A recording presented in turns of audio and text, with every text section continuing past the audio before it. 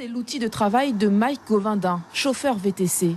Mais avec le conflit, son activité est à l'arrêt car il n'y a plus de touristes. À 99,9%, nous sommes tous d'accord avec toutes les revendications et le combat qui est mené, qui sont justes et légitimes.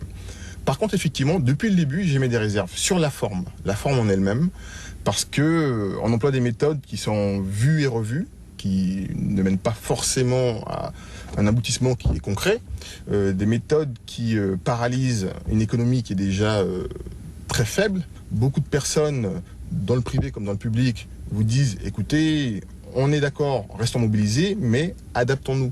Effectivement, et c'est ce qui n'est pas fait aujourd'hui, on ne s'adapte pas. Dans ce laboratoire, l'activité a baissé de 75% depuis le début du conflit.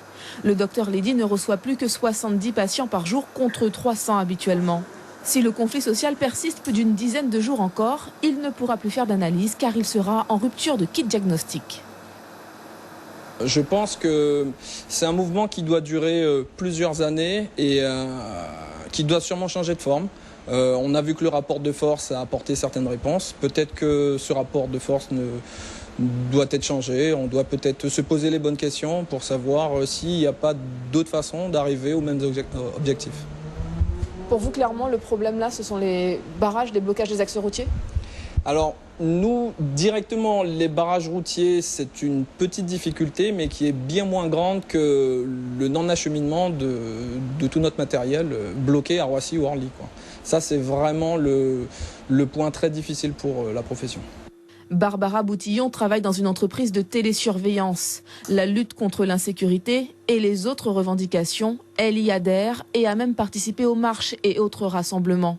Mais après 2 semaines de conflit, elle s'interroge. Les revendications sont justes, mais on n'arrive plus à savoir comment elles sont vraiment menées.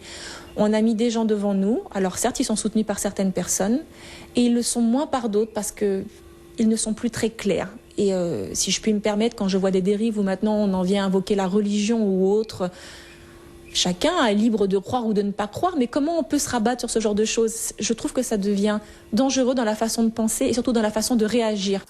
Comme Barbara, Marc et Mike, certains Guyanais remettent en question la façon de poursuivre le mouvement social et demandent notamment la levée des barrages.